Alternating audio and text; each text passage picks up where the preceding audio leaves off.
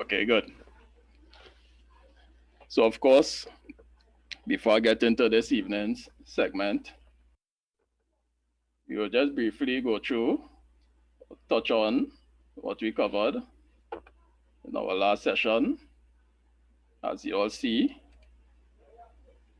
on the presentation here, what is called the Great Reset. We would have taken some time to go through what the Great Reset is. And some of you all was actually aware of it. The idea was to more or less bring it to the forefront, especially for those who haven't heard of it. And the reason why we are actually discussing this is because this event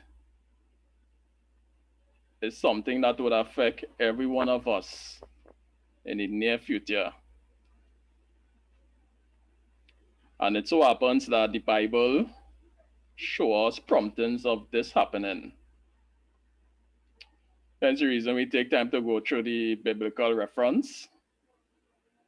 Of course, we went into Genesis 47, and we saw where the event that took place in that time of Joseph was very much similar to what is being proposed via the Great Reset. So we took time to look into that. Genesis 47, again, happens to be the theme of these courses of studies. There's just so much material, so much information that we can glean from it. So again, we're going to take some time to go through it. But today we are going to look at a different topic. One, of course, that is,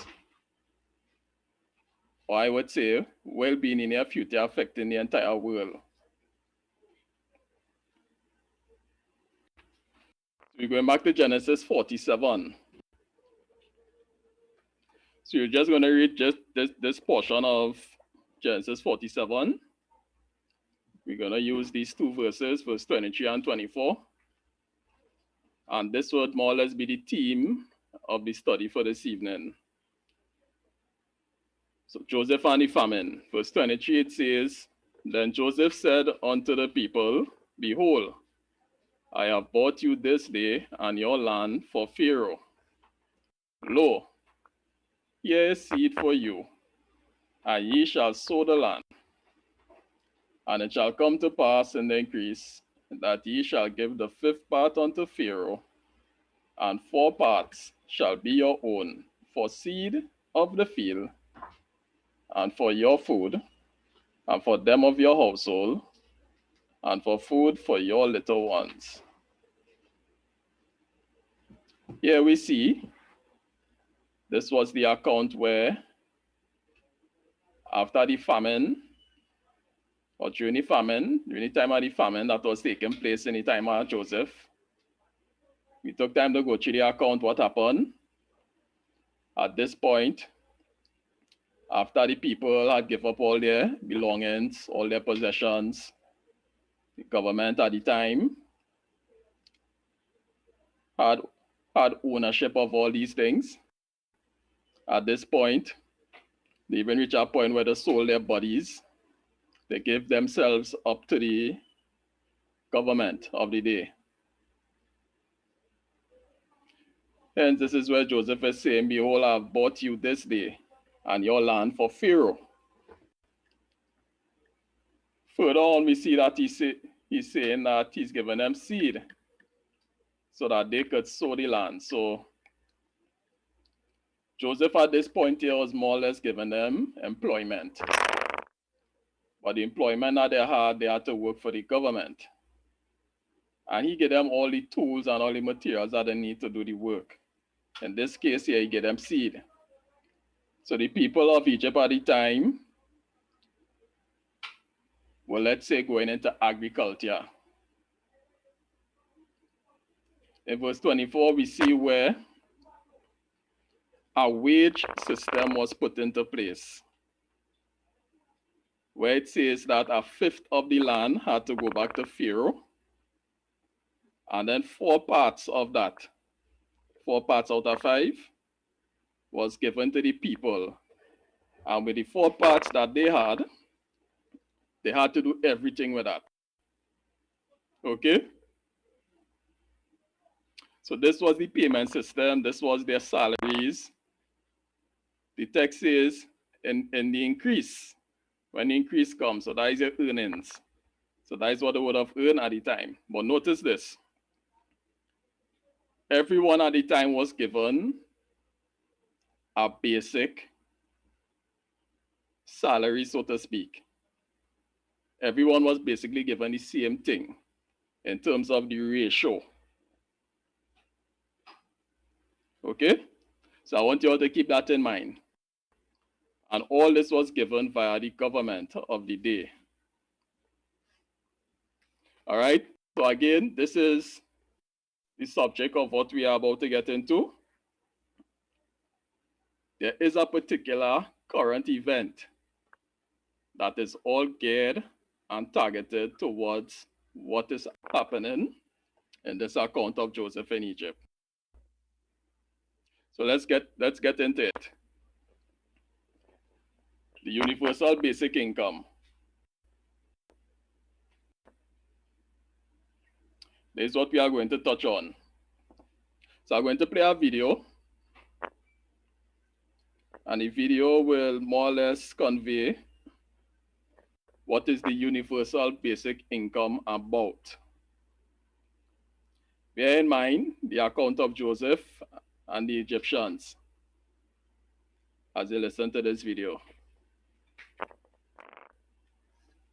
In the darkest hours of the coronavirus pandemic, in the face of massive economic upheaval, a formerly fringe economic concept keeps popping up again and again: universal basic income. The definition of a true universal basic income, or UBI, is pretty straightforward. It's an amount of cash given to everyone within a geographic area that's then distributed unconditionally, regularly, and on a long-term basis. It makes sense we're talking about it now. Times of fear and unrest have historically been great times to implement social safety nets. Think FDR, Social Security, the Great Depression, and the national healthcare systems that popped up in Europe after World War II. Though UBI was first thrust into the mainstream spotlight in the 2010s over fears that automation will kill millions of jobs, COVID-19 could be the tipping point that actually implements it in the 2020s. The story of universal basic income begins in a defunct hamlet called Speenhamland in Berkshire, England. At the time, millions were out of work in Britain, not by their own doing. Bad harvests and grain prices through the roof. Hoarders, black marketeers, and a war with France only made matters worse. There was no such thing as unemployment insurance, so the out of work had 2 options. If you were deemed deserving poor, you'd go to charitable housing, while everyone else went on what we call permanent workfare, indentured to landowners. But in Speenhamland in 1795, radical officials came up with a new idea. Just give people money, regularly, whether they're working or not, with no strings attached.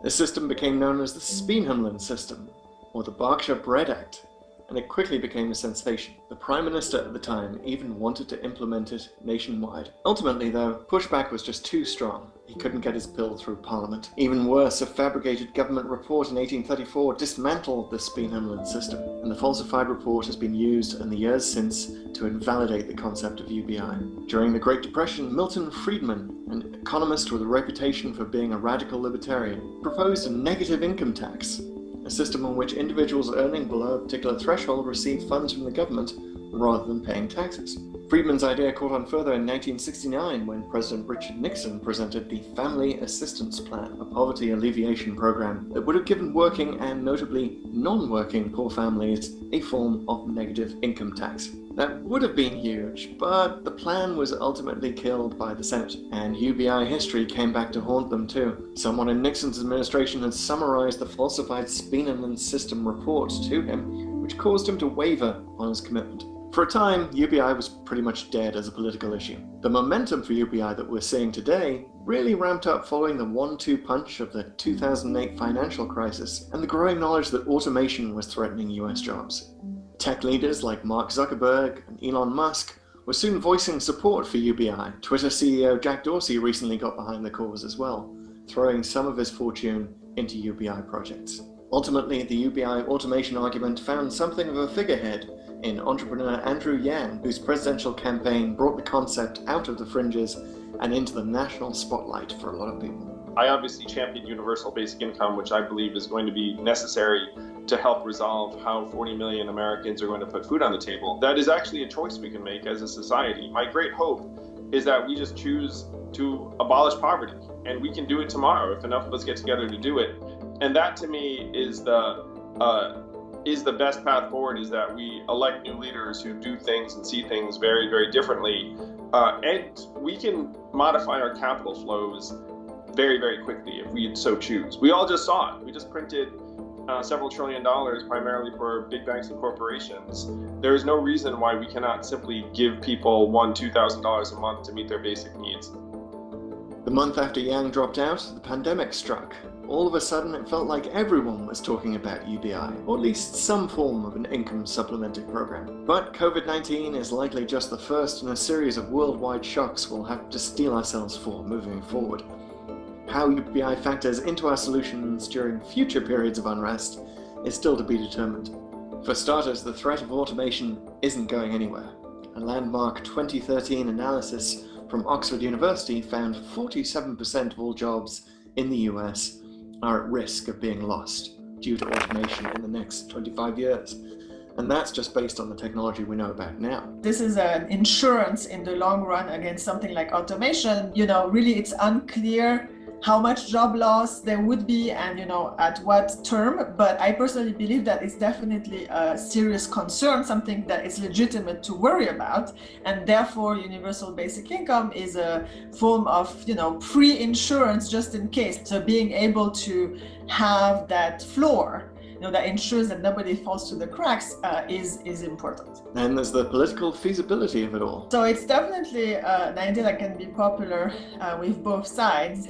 The amount of agreement often depends on implementation, and there is a tendency for progressives to want to see a universal basic income on top of the existing welfare system, while more conservative, libertarian-leaning thinkers want to replace some or all of the existing welfare system with a universal basic income. And so that's where there is some divergence, even though there could be quite a bit of agreement on the principle and why it's a good idea. And there's also the matter of public support. Though a World Bank study found UBI-like cash transfers to the poor led to no upticks in alcohol or tobacco sales, plenty of people might cling to the misguided idea that if people got extra cash, they'd only spend it on frivolous purchases instead of necessities.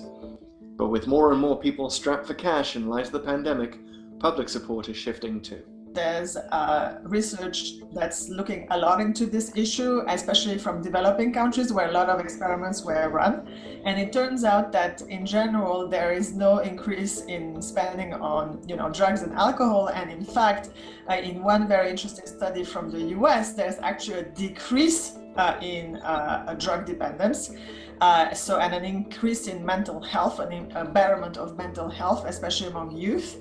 And so, if anything, the opposite is true, that a universal basic income can allow people to improve their mental health and therefore be less likely to resort to drugs to address their lack of everyday well-being. If you put $2,000 a month into the hands of the average American, they're going to spend most all of it in their community. And so where does it go? To daycare centers, to local nonprofits, to Little League signups, to the local restaurant and bar or food truck. We can make the economy trickle up and rebuild our community in ways that actually match up to our needs and values. You would give rise to this massive boom in entrepreneurship because all of a sudden millions of Americans would know that their basic needs were going to be met next month, and they'd start thinking, okay, what should I do? We would particularly unlock women and underrepresented minorities because they have lower levels of savings and access to investment capital and the rest of it. So they've been stifled in terms of entrepreneurship and value creation. So this is just a social choice. This is our great hope. Universal basic income is basically giving out free money for the benefit of persons who are affected via COVID-19 and other issues. Now, again, we are relating this to what happened in the time of Joseph. At this point, we are seeing that because of what's happening in the world right now, through COVID-19 especially, now mind you, we have more crises to come up on here, right? We spoke about the climate change issue, and that and all will come and affect us in the near future. So due to these crises that is taking place, we see how the unemployment rates increase and people are losing their jobs because of the shutdowns and all the different policies and these things that were put in place to help remedy the COVID issue. So people are more or less on the breadline. So the governments of the world are stepping in to send out a lifeline to these people so that they would have means to carry about their living. So again, the idea is to give out free money. But I mean, that begs many questions, but one in particular. Will these organizations, this government, give away free money without a benefit on their part? I think history has shown us to think contrary to that. Or to think against the fact that there is something for them to benefit in doing this. So this is the whole idea, this is the whole safeguard for the world at large to help these people through this crisis. Now, in different aspects, in different avenues in the world, we see the promptings of this taking place. So the next few slides, we're going to look at the different instances where this universal basic income has been brought to the forefront. So we saw where in 1996, the Cloward-Piven strategy advocated overloading the US welfare system to force its collapse in the hopes that it would be replaced by a guaranteed annual income and thus an end to poverty. So there is just another wording for it. In this case here, they call it the guaranteed annual income. So again, this is a safety, this is a lifeline for the sake of the poverty in the world. So this was a whole strategy that they tried to implement. That was since 1966. And the idea was to overload the US welfare system to force a collapse. So we're seeing the whole element of they orchestrating a crisis. Okay? Now, as it is now, and I guess you all would assume also that because of what is happening with the loss of jobs and employment, that the welfare systems in every country right now is actually burdened. Even in Trinidad, we should expect that the welfare system in Trinidad is burdened also. I know Mom might be familiar with the system in our country. I don't know how much she is privy to say, but I mean, we must expect that the system in this country is overburdened. And different ministers would have gone on air and mentioned it. Even recently, we had a certain minister talking about the pension plan, or that system itself is overburdened. Yeah? Mm-hmm. With different And they aspects want to of increase the society. NIS. What's that? They want to increase the NISH. Yes, I think they want to send it to 65. Okay, so that is the reason for doing that, is so that they could get more contributions there to help the pension plan in the future. Yeah, because the longer you work, the more contributions you could give towards the plan. Plus, it's a longer time for them to have to give out monies via the pension plan.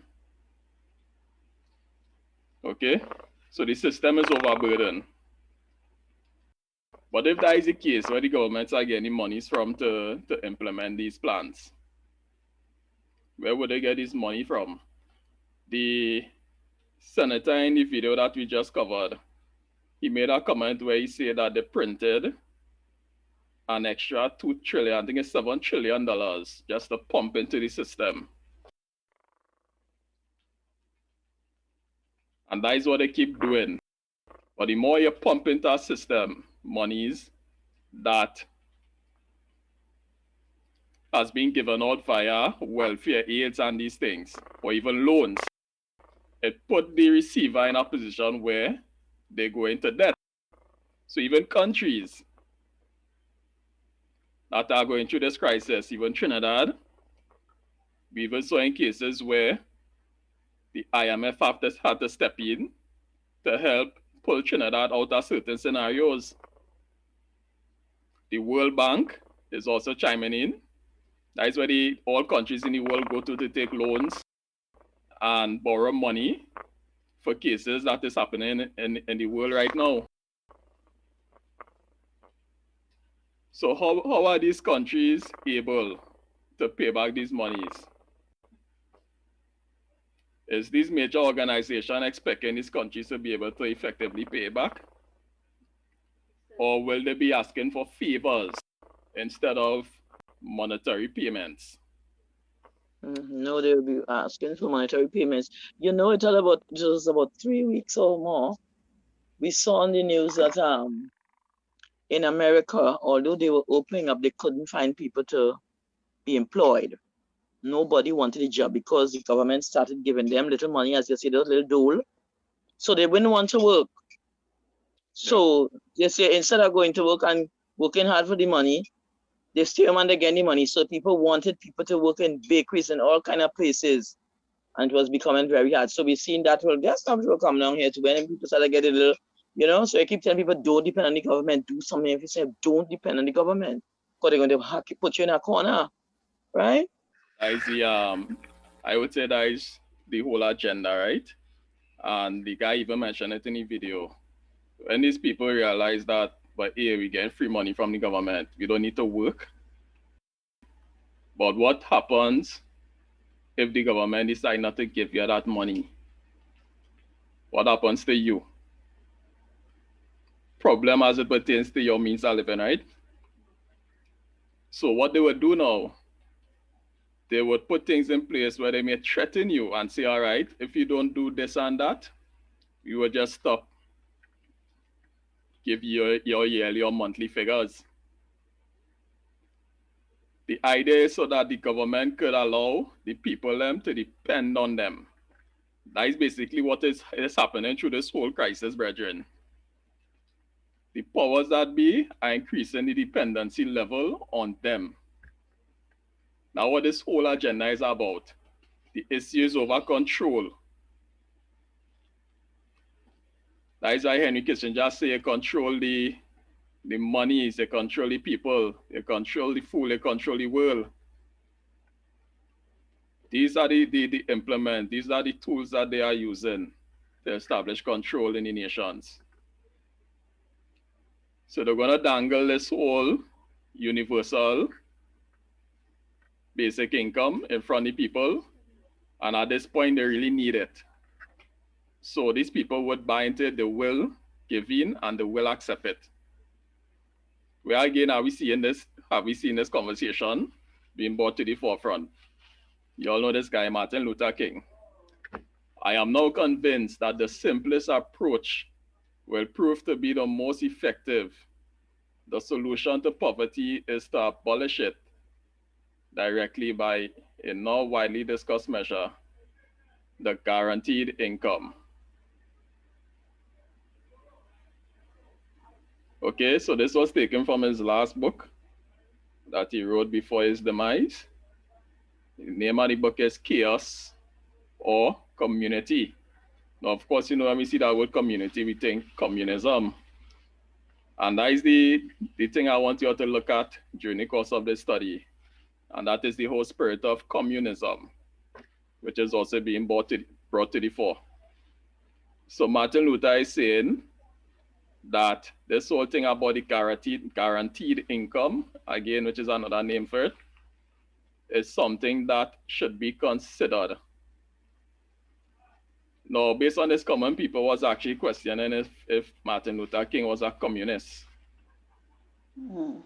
Yeah, because I looking at what he said and it looked as if he was for it. Okay, yeah. But they did challenge him, and he had plenty cases where he had to defend that he wasn't a communist. All right, but a lot of things that he was saying was basically communist language. But what he, in his defense, what he was saying is that he is particularly against communism, but he's also against capitalism, which is the two extremes, right? So he fall in the center, and I spoke about this in our next study. He fall in the center, which we would say socialism, right? That's like the sweet spot between communism and capitalism.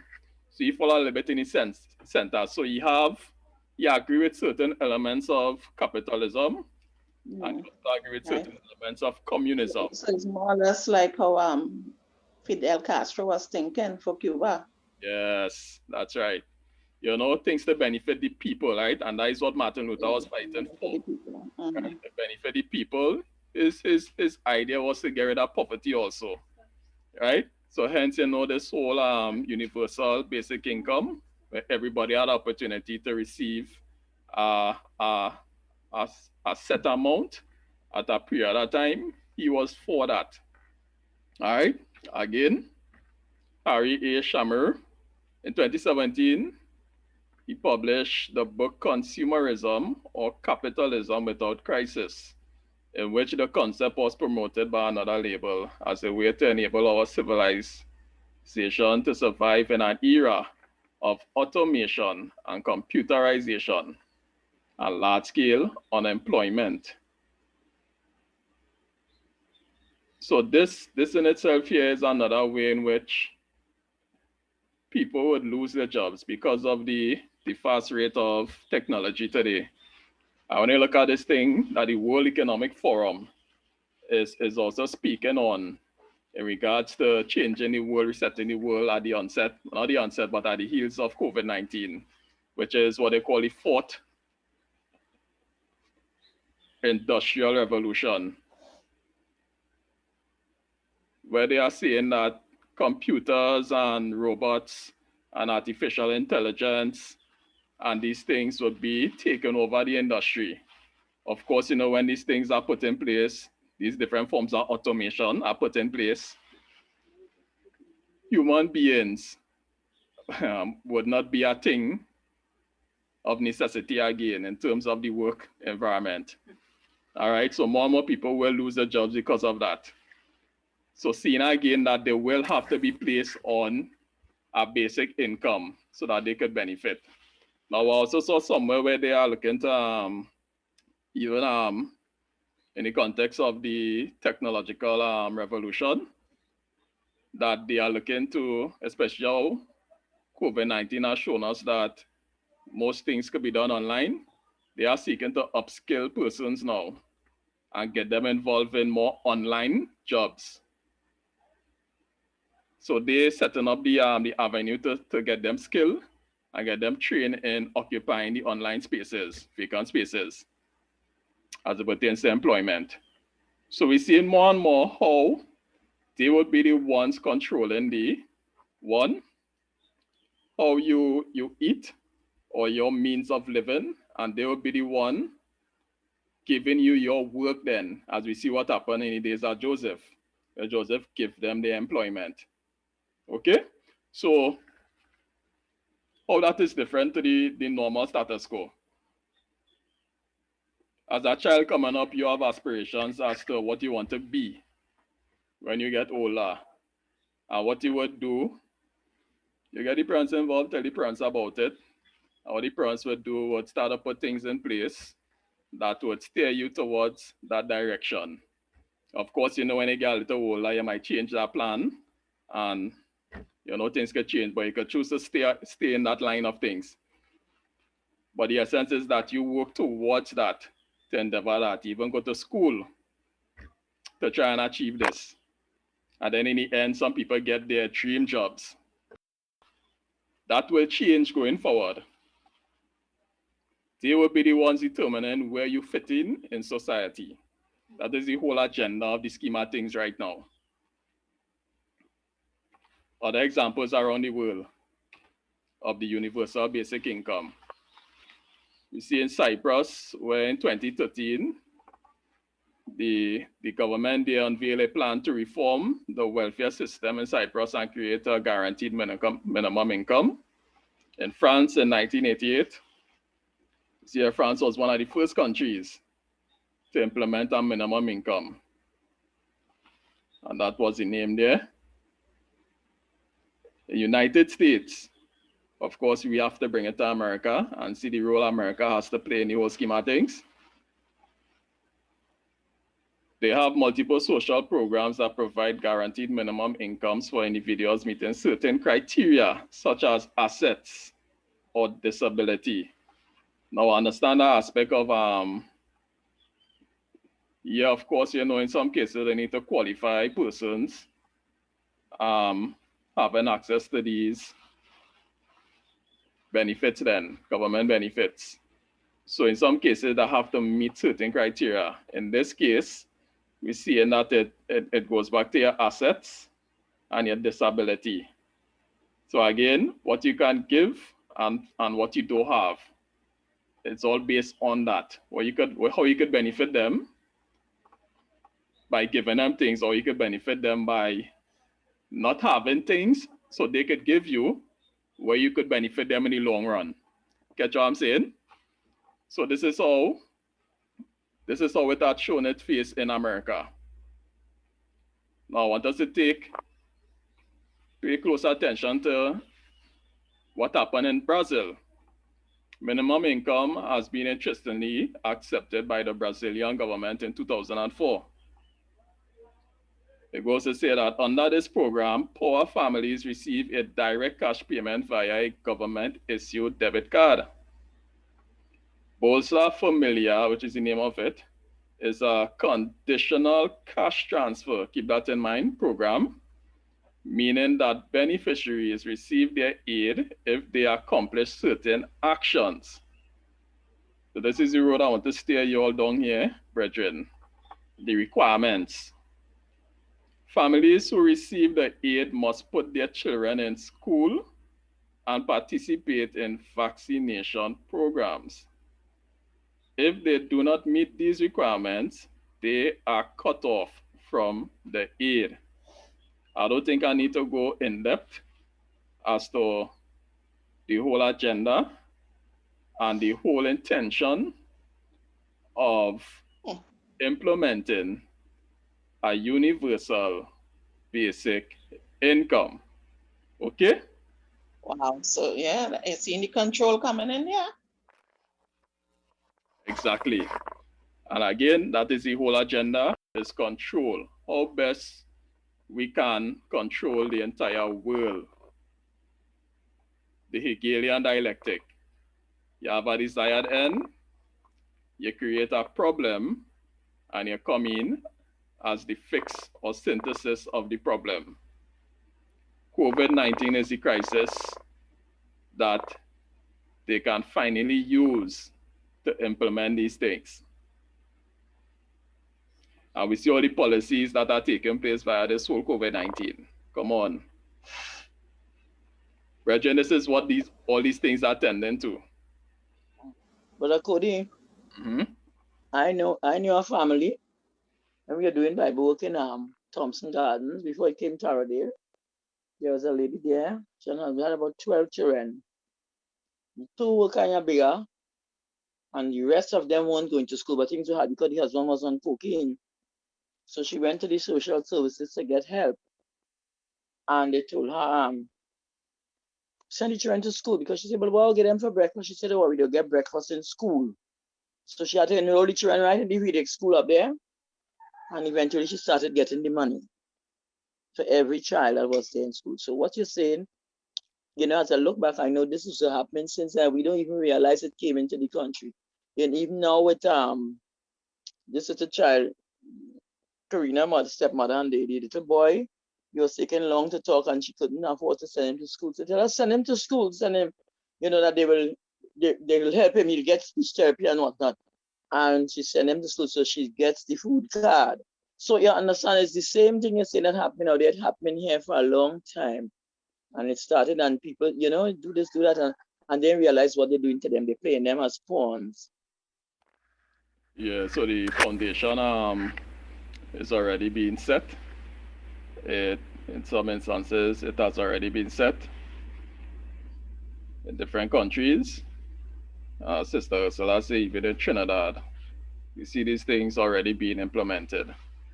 And these would have been via mandates that was sent down to different governments of the world whenever they have their whole ecumenical or meetings, the meetings of the nations.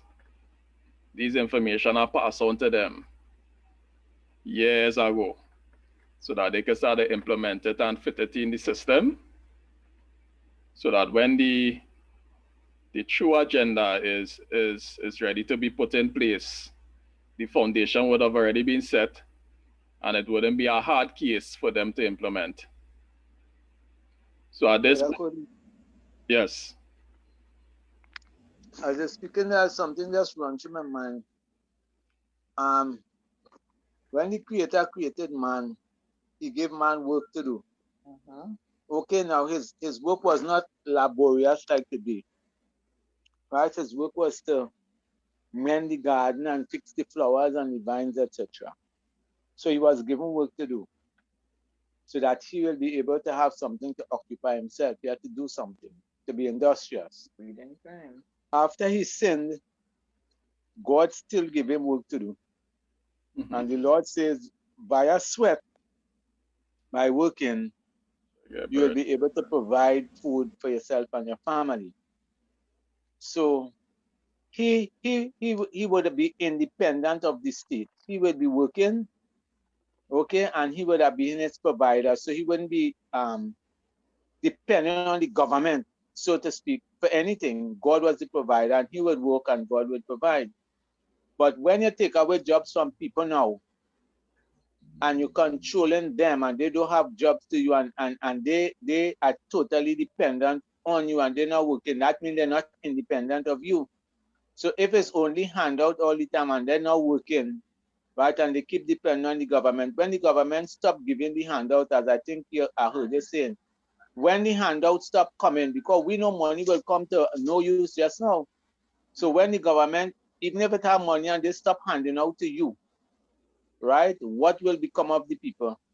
Crime. Then we will have an increase in crime and murder, because if people can't get food to eat and the government controlling everything and you can't labor to take care of yourself and your family, people will resort to different things to provide. You would see a time like of trouble like never before on this earth as we know it. That is what that would lead to. So again, we have a fine example in Eden, and we did a study. The last study we did was touching on going back to the original plan. And that, brethren, is exactly where we need to. And of course, further any study, we will take time to look into that. Yeah, not tripping here. Just one thing I will say that, today we have different type of jobs. We have scientists, we have firemen, plumbers, all kind of thing. But if you notice, the whole world going back to one thing, yeah. Food. This COVID experience have called many people who didn't use to plant at all and was just consumers purchasing the market. Now many of them have become farmers. You understand? Because people realize food is essential. You understand me? And they don't have the money and they're not working. So when you go down the road, people always now in the plant shop, they're buying plant, they're buying hoe, they're buying everything and people planting. And I'm just wondering, I'm just throwing that out here.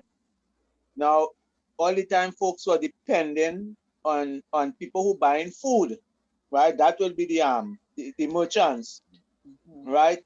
So now if we have a good bit of people planting, it means to say that they wouldn't have to purchase food because they're seeing about themselves. Then people who used to sell before now wouldn't have a market to sell. That'd be good. Right. So I actually had that discussion recently. Basically, everybody, if you go outside right now, you'll see on every stretch and corner somebody selling produce. Right. So Yeah, brother Kelvin. I can yeah, attest to that. As yeah. brother Kelvin was speaking. Like When you're driving down any country, everybody's selling. everybody. Sometimes neighbors opposite each other and they had a store outside selling produce. Yeah. And I made a comment. If no, that is good, right? By all means, that is good.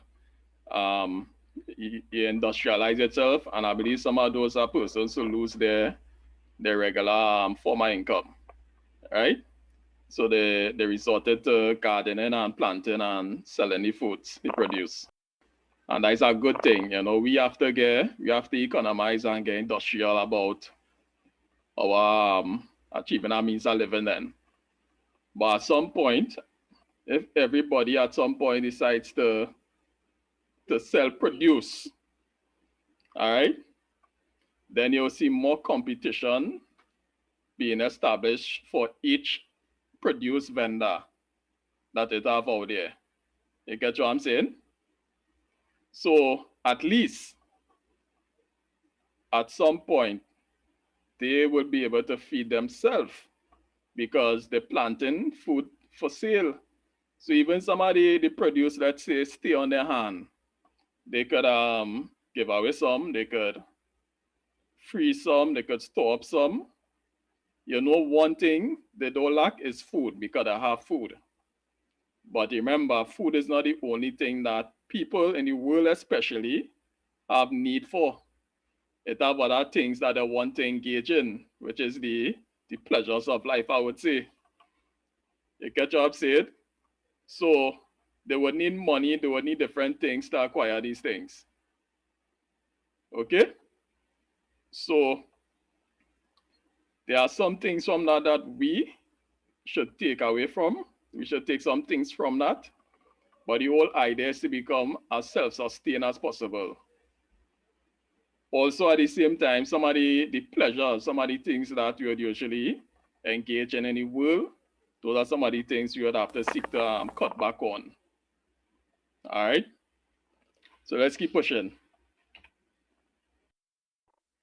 So the comment was made about the conditional cash transfer, which is the system that Brazil had put in place, where it had requirements and it had penalties involved if you don't abide. A conditional cash transfer program is aimed to reduce poverty by making welfare programs conditional upon the receiver's actions. The government only transfers the money to persons who meet certain criteria. These criteria may include enrolling children into public schools, getting regular checkups at the doctor's office, receiving vaccinations, or the like. CCTs seek to help the current generation in poverty as well as breaking the cycle of poverty for the next through the development of human capital. All right. So again, we're seeing the whole agenda of setting up this conditional cash transfer.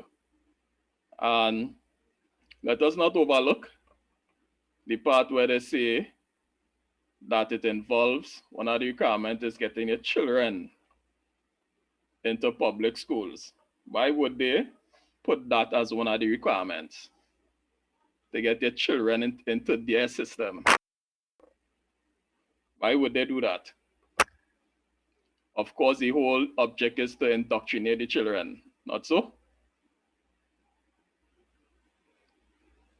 The whole system of schooling as it is right now is to get, for the most part, is to get the children in a position where they have to depend on one, the government, or depend on large organizations, even private organizations, where you could work for them,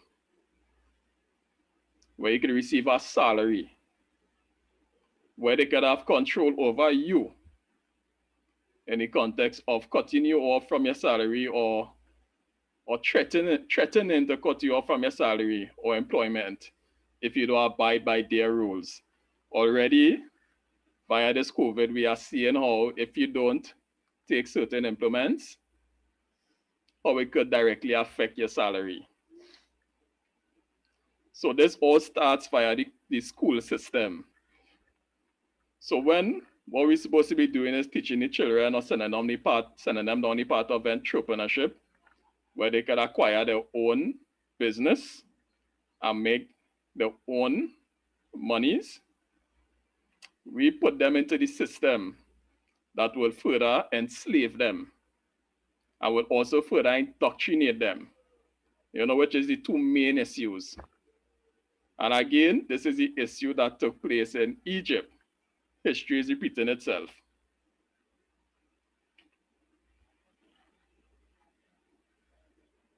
Right? Conditional cash transfers has been used in many countries. So there's just a list of all the other countries in the world where this system have been implemented. Again, we are highlighting America. It says that Opportunity, New York City, ended on August 31st, 2010. The program built on the conceptual framework and success of international conditional cash transfers. So they implemented the same thing here. The principal objective of this agenda was to test the impact of monetary incentives on children's education, family health, and adults' workforce outcomes. So they utilized the system here it was just a test actually. Okay, of course, they will try to implement these things, so they will test it. So the idea was to test the impact of monetary incentives on children's education. How pumping these monies into society, how it would affect the way how parents make decisions for their children and how they strive in the system and these things. Right? But you see, these things, different countries will be testing these things going forward. But this, again, brethren, as a whole, is all due to the crisis that is at hand. There are people who do not know where the next meal is coming from. They don't have any money. Some of us are, I would say, blessed by God that we are able to still have a job, to still have employment, to still be able to have a decent meal every day. But there are people out there suffering. And since COVID started, we keep hearing about the job losses. We keep hearing about companies, retrenching, and because of the shutdown, some businesses cannot function. So of course, it affects the means of living. But we hardly hearing about these people who are affected and how bad they are affected.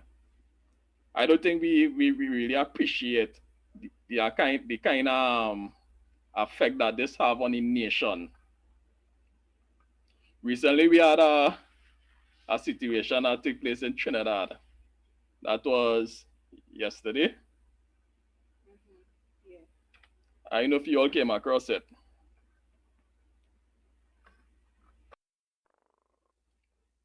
This took place in South Park, Trinidad. A group of people decided to give out hampers for people who are in need.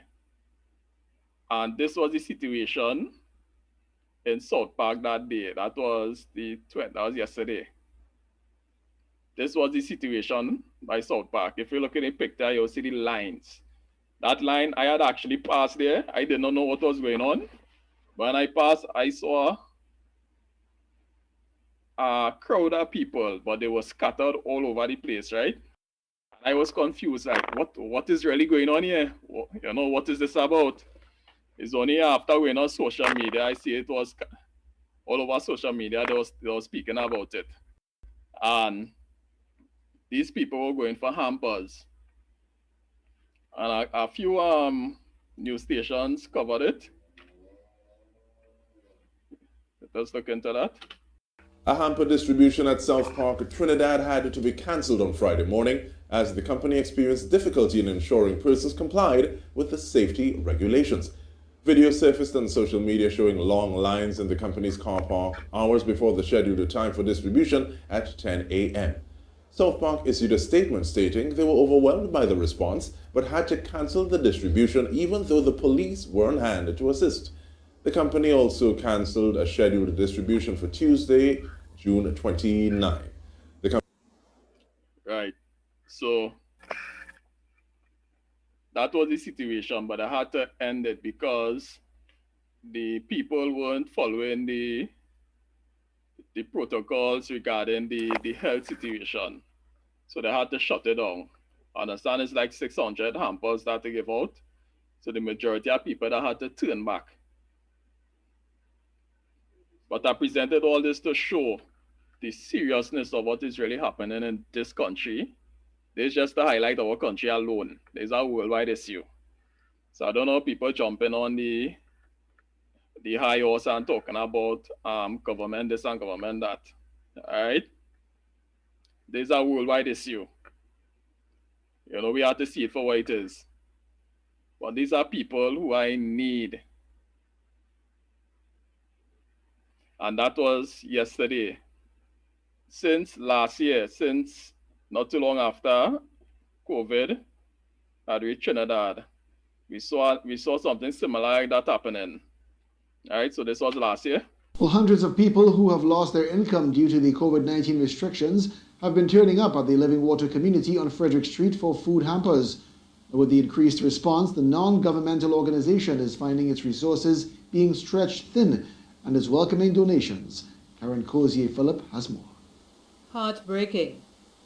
That's how director and founder of the Living Water community, Rhonda Mango, describes the scenes outside of its Frederick Street headquarters as hundreds of people line up for hours hoping to receive a food hamper. Actually, on Wednesday, we did give out over 400 hampers, but we had to turn away a lot of people, which of course was very painful for us, having to turn away people who have stood in line for a long time trying to get a food parcel. The queue on Friday morning again. Right, again, in the first instance, people had to be turned away because of the local policies, because of what happening with COVID.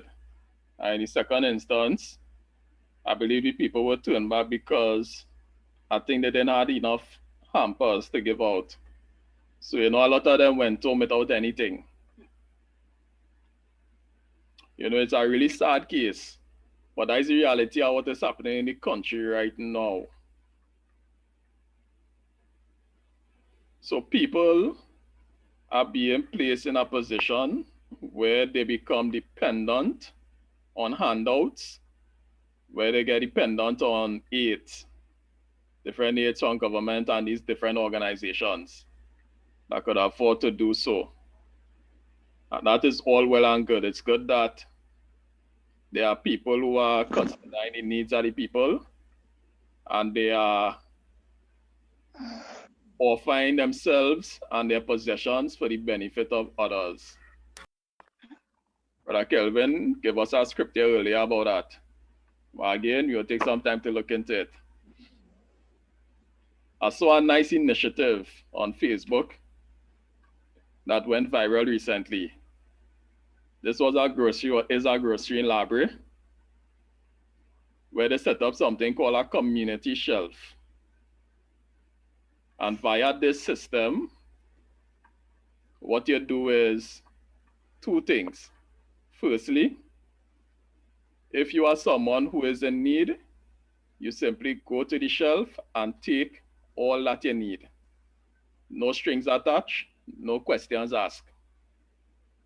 And secondly, if you are someone who is well off, you give to the shelf. So you go to the cashier and tell them, all right, I'm willing to contribute such and such. You pay for it, and the cashier and the workers there would put it on the shelf.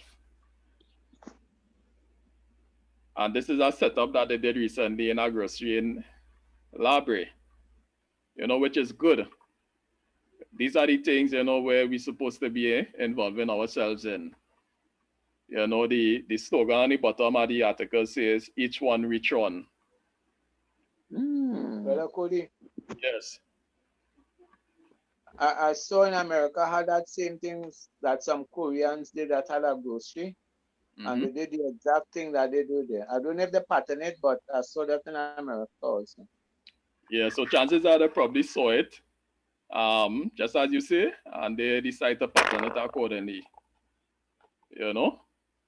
But again, you're seeing there are people who are genuine and they are caring and they're seeking the benefit of others. All right? But remember, I did mention earlier about the whole spirit of communism. Now, we all know what communism is. And what is really happening through all this is that the world is being steered down the path of accepting communism. Despite how innocent and how glorious it may look, this is the direction, this is the trajectory of what is happening right now. This grocery in Library did it. Another establishment in Palmyra saw what happened and decided to do the same thing. So this is Farmhouse Express Bakery. They said that they was inspired by Aaron's Grocery in Library and decided to do the same. So likewise, they set up a similar community shelf in their organization, in their business. Slogan again on the bottom, each one which one, community shelf. So people are giving, people are helping for the cause, or should I say for the greater good. I don't know if you all saw it too, over the weekend. No, not this weekend. Was last weekend. Moruga farmers, they set up farm. They set up their producery, and people came and they could choose what they want for free, and they didn't have to pay for it. So it's like everybody just trying to do their part, to do what they could to help each other. Yes, of course. And again, this is the whole spirit of communism. We just go back into a quick definition of what communism is, so you'd understand what I'm really saying. Communism is a theory or system of social organization in which all property is owned by the community and each person contributes and receives according to their ability and needs. So if you take the example of the community shelf that we saw in the two businesses, the shelf would represent the system, and each person, right, the shelf is the community, hence community shelf. So the shelf is the community, and each person, no matter who you are in society, you will either contribute based on your ability or you receive from it based on your needs. You all catch what I'm saying? So we're seeing the whole spirit of communism being brought to the fore.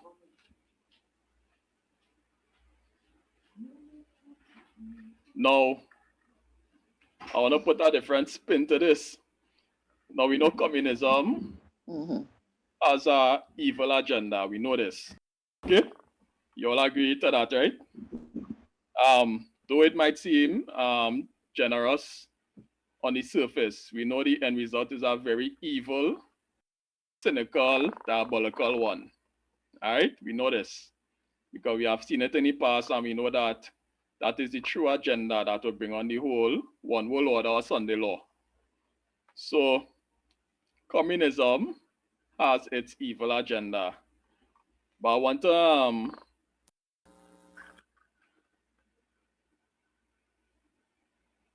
bring communism down or put communism in a more positive light. And I'm going to reference the early church. Virgin, do you know that the early church took part in communism? I don't know if you're familiar with that. The early church, the apostles, the disciples, they actually took part in communism. What I'm saying is that there's a form of communism that the church should get themselves involved in. Let's go into it. This reading is from Acts chapter 4, verse 32. Heading is, they had everything in common. And the multitude of them that believe were of one heart and of one soul. Neither said any of them that aught of the things which he possessed was his own, but they had all things in common. Did we not learn that in communism? And we did this study, the last study we did via the whole Great Reset. The slogan is, you will own nothing, but you will be happy. You all remember that, right? And of course, you know, that is a form of communism. So we see now the early church, they didn't see their possessions as theirs. But they look at their own possession and say, all right, what I have here is for the benefit of my brother, it's for the benefit of my sister in the faith. The text says, neither said any of them that aught of the things which he possessed was his own, but they had all things common. Let's read further. Neither was there any among them that lacked, for as many as were possessors of lands or houses sold them, and brought the prices of the things that were sold, and laid them down at the apostles' feet, and distribution was made unto every man according as he had need. So here we see that the same two classes being represented here, but in the church. There are those in the church who have need, whilst there are others in the church who have things, who have possessions. And the idea is that those who have would benefit those who don't have.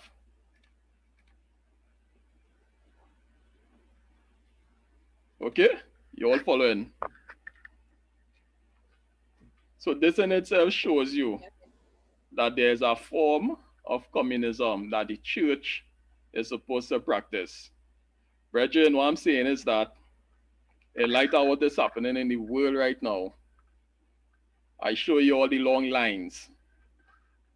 What I'm saying is that now I understand the lines is necessary. There are people who in need, and you know, it's a blessing that these people could have an access to be able to acquire food.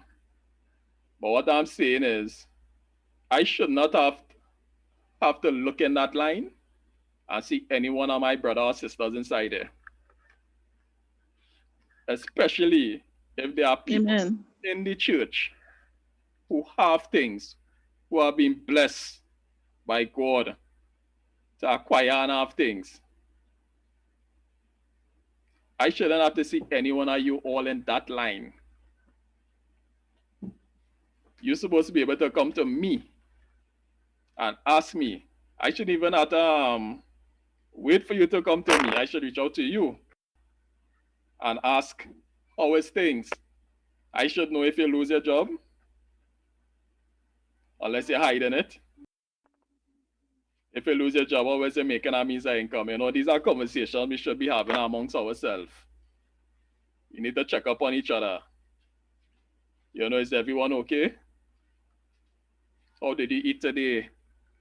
How are you paying your bills? We have an agenda, brethren, and the whole agenda of communism in the church, in the true church, the church of God, is to finish the work that God gave his church to do. It is all tending towards that end for the honor and glory of God. That is the whole agenda of setting this up and having it established in the church, brethren. Brother Cody. Yes. Yeah, what you say is so true. You know, when we look at the whole scenario, right? We had the government functioning, but within the church, they had their own governmental system. They had, for want of a better term, they had their own governance within themselves. You notice they took care of themselves, right? So they didn't depend on the government. Them had their own government within themselves, how they were doing things and looking after each other, right? And the Bible told us they had all things common. So those who had helped those who did not have. Sad to say, we always have to be careful with that too, that we must be genuine in the giving, and we really want to give, because we know two people lose their life when they saw Barnabas reach out and he was given money for the cause. They decide, well, we go put two, so we can't run on emotions. We had to function based on we really want to do it. And Ananias and Sapphira, seeing what Barnabas did, they run to sell the land and they lie. You understand? So I'm saying, yes, the church had an economy in itself, and we have to return to that if we have to exist in going forward here. We really have to sit down and have a serious discussion, because we had right now things are not bad, but going forward it's going to become worse. And we must have a system. We have to return to the old time religion. We have to go back to that Ephesus experience, the early apostolic assembly, and watch how they function. And we have to pattern that going forward, because this will in a little while we would not be able to live. So we have to look out for each other. What we have becomes each other's own. Today, you know, many of us on our own run. So I have, you have, and everybody on the. But the time has come now where we have to look at things differently and understand, if we are child or children of God, we have a responsibility to each other going forward. Amen. And the Not, whole not only individuals, but there are some people, they have so much they don't need, but because they know something is being given out, they're just hoarding up things. And some people, as they say, they just bad beg. These are the kind of things that have charitable organizations, and things sometimes they go bankrupt or they get frustrated. I think your mic is off. Yeah, until Sister Gwyneth come back on, what she's saying is, try to remember where there was a year, a few years now. Something we have to be of those two, and this is what is making it hard for people. People need honest. I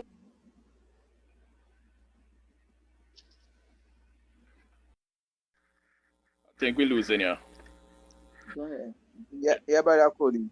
Just to piggyback on what Sister Gwyneth said until she returns. I remember we had a disaster relief brigade.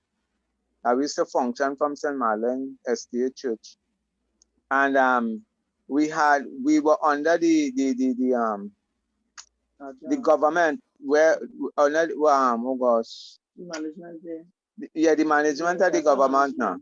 Disaster management. And what they would do in the times of disaster, they will give us food stuff and mattresses, etc., to give to the people. And you know, we found out in doing so, plenty people are not honest. You understand me? So it are plenty people might be in the line that need, but it are plenty people inside the line they too. They need it. You understand me? The hoarding, etc. And I remember people coming and they saying this happened and that happened on the Florida. But you see the thing about it now, you had to do a survey, go to the homes and do a survey and get the facts before you distribute. And somehow like they didn't know that. And many homes, when you go to and do the research and thing, you realize plenty of them were lying. So they was just coming and using the situation to benefit from it. Yes, there are genuine and plenty genuine people. And we know, as you rightly said, there are many, many people in this country right now do not know what the next breath. And the longer the country stay shut down, the economy of the country will fall. And many people that have jobs, that when they feel they secure, they will lose the job because it will take a lot for the country to come out of that situation going forward.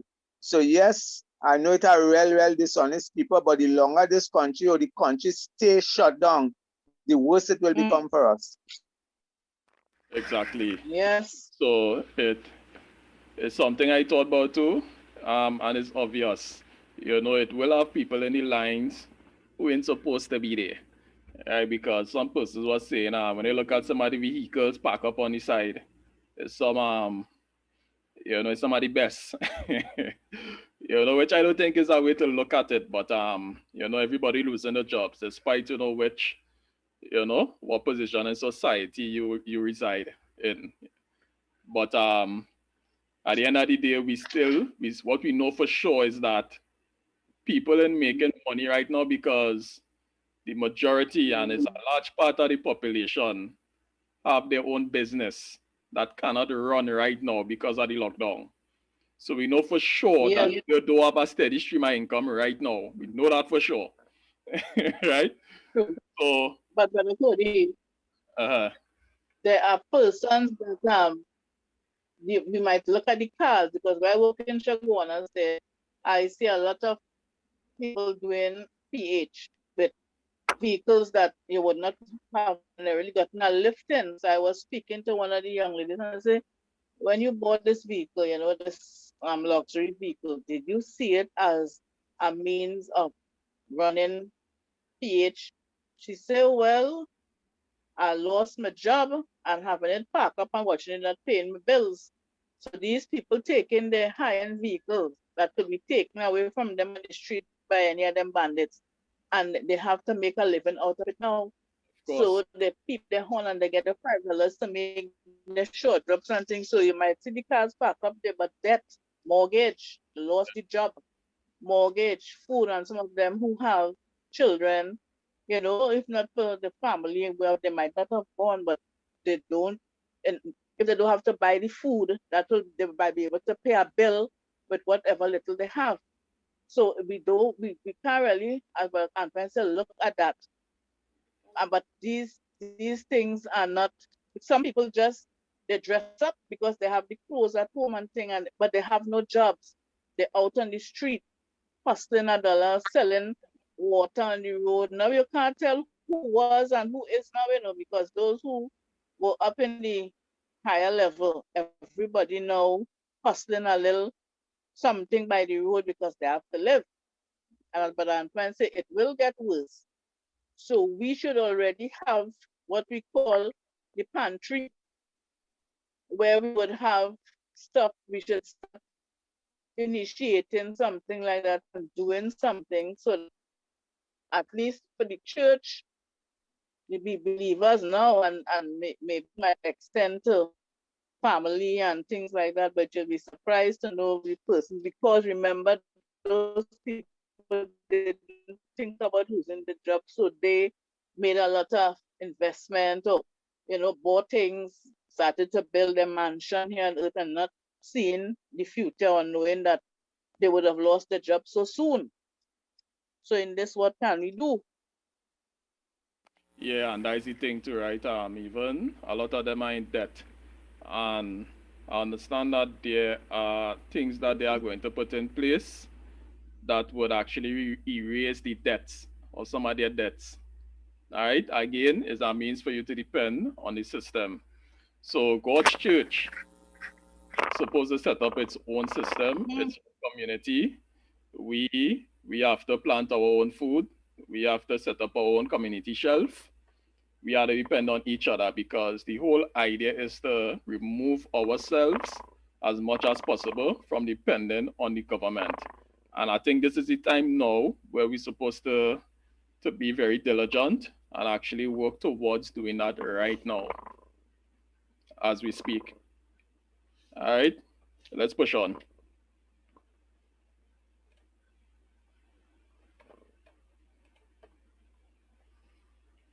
We're going back in the account in Genesis.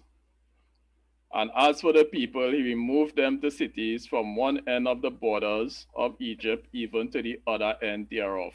So this was when they sold their bodies, they sold everything, or they give themselves fully to the government. Now, what reason would they have to bring the people from the outskirts of Egypt and into the city areas? What is the reason? Isn't it to control them more effectively? Okay, what I'm So saying? at the end, they won't have any industry for themselves. They really have to depend on the government for everything. To ensure that they won't do something on the side, because you know when you can't control people. That's right. So it's just to effectively control them. That's the whole reason for doing this. Right? But why this was happening in Egypt, via the Egyptians and the people of the time? Where was Israel? Where was God's people? We go further down to verse 27. And Israel dwelt in the land of Egypt in the country of Goshen, and they had possessions therein, and grew and multiplied exceedingly. See? Israel, why the Egyptians were in the city and being controlled by the powers that be. The powers that be handing out their food and handing out their sustenance and the means of living. The people depended on the government of the time. Israel was on the outskirts. They were in Egypt, but in the outskirts of Egypt, in the country setting, country living. They had all their possessions and they lived good. The text said they multiplied exceedingly. So they were planting their own food, they were living off the land. Everything they had was theirs. They weren't being controlled by the government. And guess what? I'm sure they were able to worship God the way they know how. Catch what I'm saying? So this showed what faithfulness and you're breaking up. People, and look who he in charge. Gave wisdom, authority in a strange land to a whole, but also as a whole city for themselves, or a whole country out of the environment of the Egyptian bondage too. Even though it was Egypt owned, but they were away from where people would be seeing them, and to even look at God had a way to shelter his people and prosper them and multiply them exceedingly, so that they wouldn't feel the brunt of what was going on. Right, and I'll come off those last words. The whole context of setting up in a country is so that we wouldn't feel the brunt of what is taking place in the world at large or in the cities. All right, when they start to implement these things, it wouldn't affect us in the way that it would affect the majority. That is the whole concept, because a time is going to come where the government will likewise come and take you from your place of comfort. They will take the land, they will take everything. As a matter of fact, you might even be fleeing. And we see that is what happened with Israel eventually, not so? The same Israel that set up in Goshen. If you look in the Exodus account, just before Moses was brought on the scene, we saw where our next king was put in place, and that king didn't know about the Israelites. As a matter of fact, when he saw the Israelites and realized that they was multiplying exceedingly, he got afraid, he got scared, and he said, these people will overtake us. Right? So they put Israel into bondage and take them out of the place of comfort. All right. So we know this is something that will come eventually, and we in Adventism we call it the little time of trouble and then the great time of trouble. So within the little time of trouble, the country living and these things, the recommendations for country living is just to sweeten the cup, to sweeten the bitter cup, so to speak. That's to make things easier for us. All right. And that is why, coming on to the end of this study, where we're going to get into that now, before we conclude, we're just going to look at the whole concept of country living as we received it via inspiration.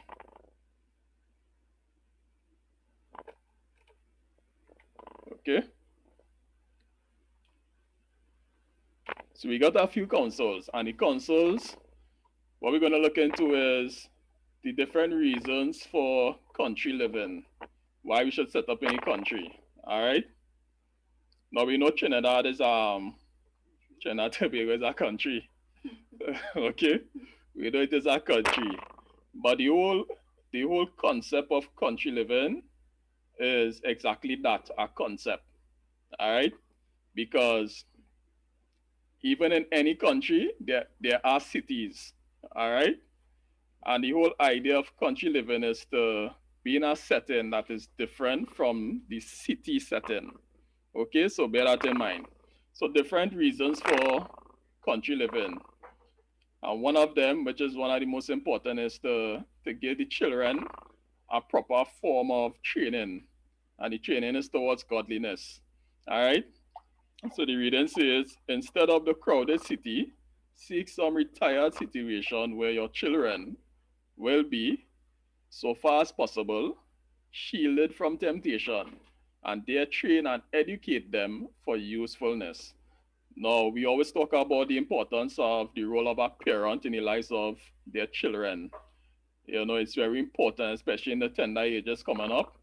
We have to sensitize them towards godliness.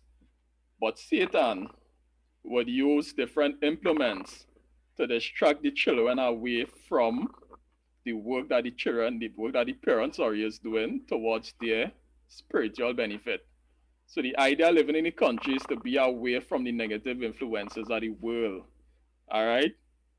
So that the children would have a better chance to build a spirituality and a godliness then that would make them fit to survive the trials that is to come in the world at large.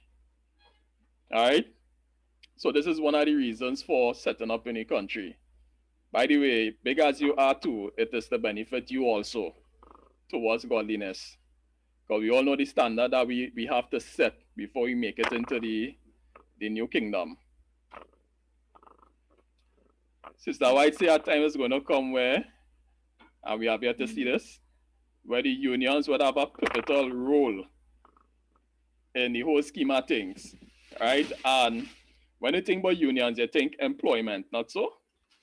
And we already seen an issue with employment in the world.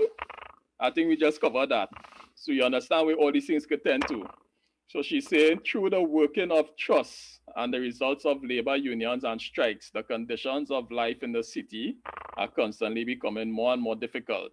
Serious troubles are before us, and for many families, removal from the cities will become a necessity. All right.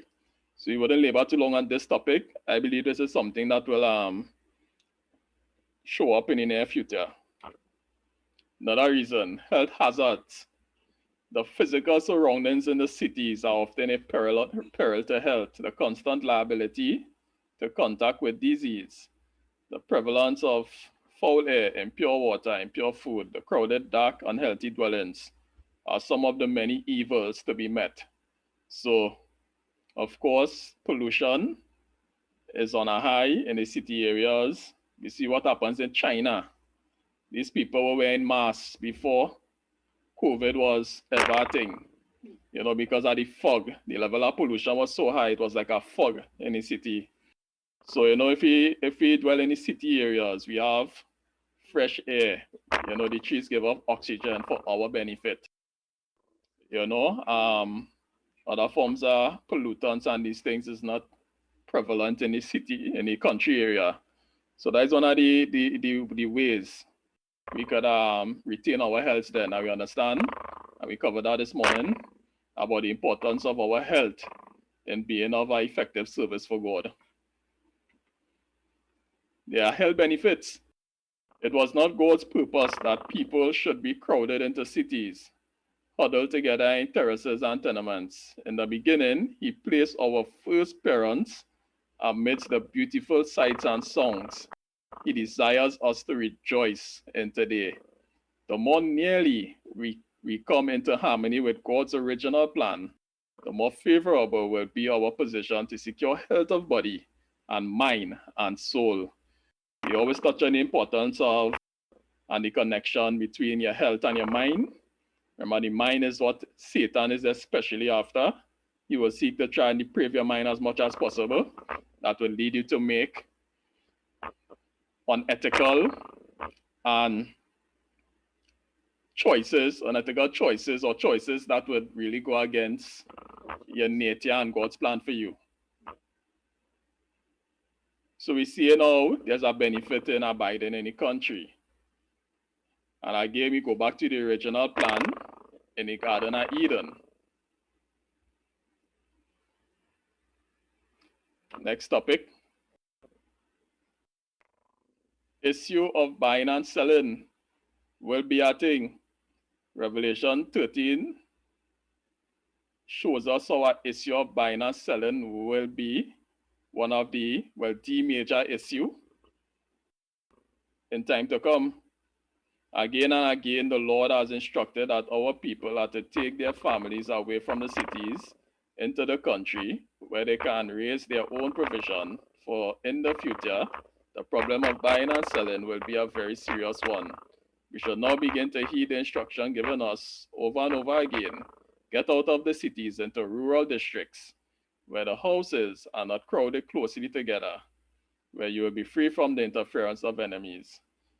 So the idea is, well, country setting is really relative based on where you are located.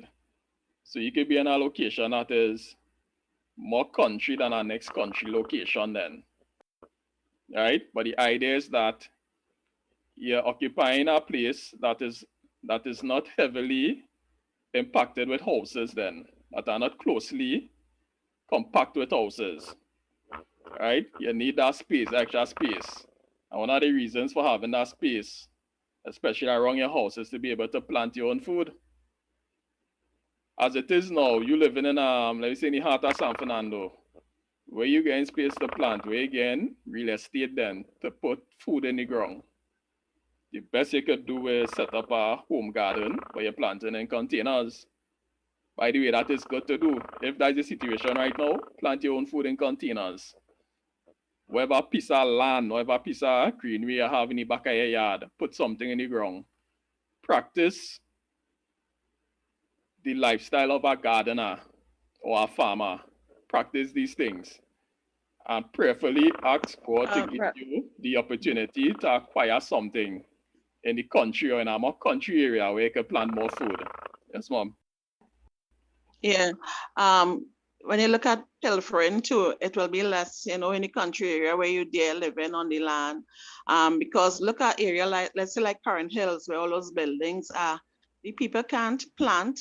And even if they do put some little thing outside the house, a little pawpaw tree or something, they can't reap, because somebody reaping it before them, right? So they're not even trying to plant. If you had a plant, you had to keep it somewhere close inside your porch or inside your house so you could reap the benefit from it. Yes. For yourself. Other than that, is everybody else own. They're getting it before you. And that is why true living. Yes. That is why true inspiration, if you read the last line, that is what she said, to be free from the interference of enemies. All right? That is in light of that actually, and many other things. All right? We have a form of security. We are in a sense guarded from some of these negative influences.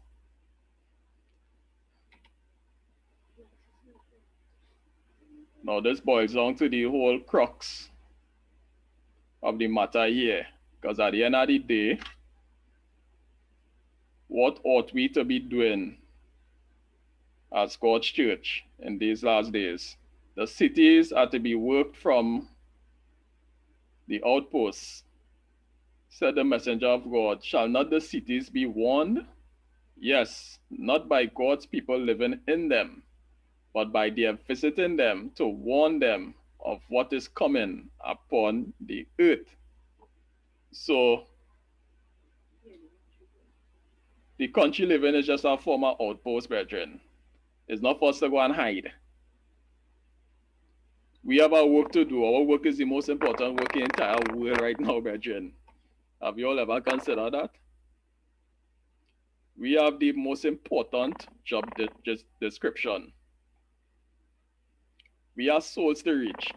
So the setting up in the country is just to make us more effective tools in the hand of God to do the work of evangelism. That is the whole object of setting up in the country. So it's just an outpost. The city must be visited to do the work of evangelism, to tell souls about the crisis to come and about the soon return of the Savior. We are now to use all our entrusted capabilities in giving the last warning message to the world. Okay, brethren? This is the final admonition I want to leave with you all before we conclude.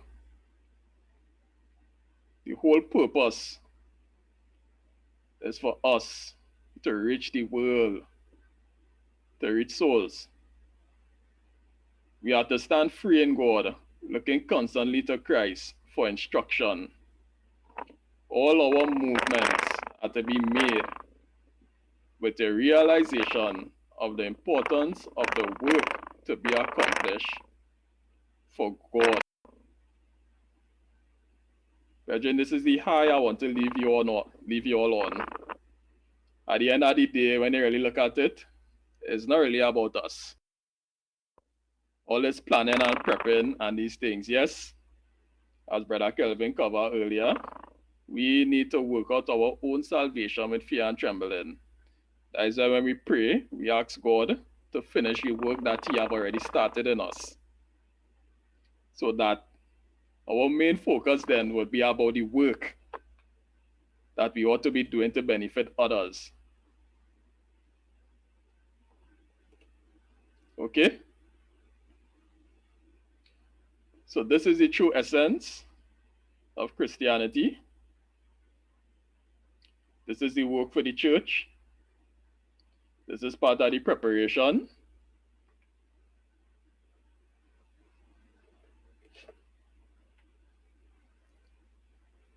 This is the whole matter at hand. So we cover this whole topic, and I trust that you all understand what is being said. These are things that will be brought to the front very soon. It's good that we are able to discuss it now beforehand.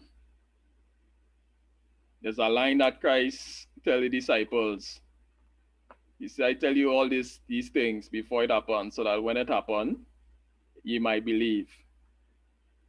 And that is the whole reason for telling the world what is to come. Good thing is that some will believe just in time, so that they can make a decision for their lives. Whether they choose God, or whether they choose Satan and the world. But the Church of God have a probation that would end before the rest of the world.